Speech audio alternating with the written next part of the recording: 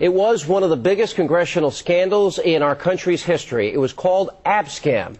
Undercover FBI agents posed as Middle Eastern businessmen and attempted to bribe members of the U.S. Congress in return for political favors for a fictional Arab sheikh.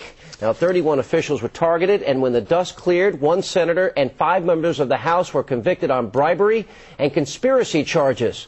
But one man who was caught on tape with the undercover agents was never indicted. His name, Congressman John Murtha of Pennsylvania.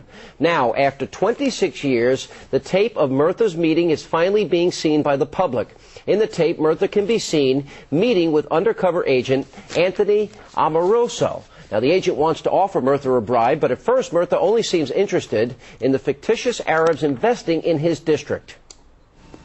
Now, as I told Howard, I wanted to deal with you guys a while before I made any transactions at all, period. In other words, I want to say, look, put some money in these guys, and let me know so that I can say, these guys they want to do business in our district. Then there's a couple businesses that I'm not personally involved in, but would be very helpful to the district, that I can make a big play of, be very helpful to me. After we've done some business, then I might change my mind. But right now, that's all I'm interested in, and period. And I'm going to tell you this. If anybody can do it, and I'm not bullshitting you fellas, I can get it done my way. Now, a short while later, the agent again offers Murtha a bribe of $50,000. This time, Murtha says that he might consider taking the money at a later date after they do more business. Let me ask you, now we're here together. I was under the impression, okay, and I told Howard we were willing to pay, and I got the $50,000, okay? From what you're telling me, okay, you're telling me that that's not what that's not what... I'm not interested. Okay. At this point. Okay. We do business for a while. Maybe I'll be interested, maybe I won't, So, for 26 years, that tape has not been seen by the public, but on Friday it was published by the American Spectator. And our producers here at Hannity and Combs, we also showed the tape to an individual with intimate knowledge and details of the contents who confirmed to us that it is indeed authentic.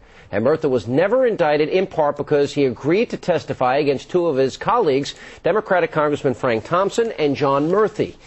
Now, the House Ethics Committee split along a party line vote and did not punish Murtha, although the special counsel to the committee resigned in protest. We asked Congressman Murtha to appear on tonight's program to explain what we saw on that tape. He declined, citing a previous engagement. Instead, his office issued this statement. This is nothing but a political stunt designed to distract attention away from the message that we must change the direction of the war in Iraq. I am the guy that didn't take the money. I have been reelected to Congress 13 times since this tape was made 26 years ago. I will not be distracted. Joining us now is the reporter for the American Spectator who uncovered the video. David Holman is with us. David, that is shocking. That is, isn't it? That is shocking to me. On tape. Go ahead. Well, what's even more shocking is that only 26 years later are we now learning about it.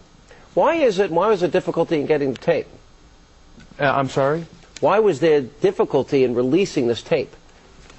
Well, the tape wasn't publicly available. I FOIA'd this tape, filed a Freedom of Information Act request with the FBI in July. Really haven't heard anything back from them, but I was able to obtain it through a source close to the Abscam investigation. So, it took a little digging of a researcher who contacted us.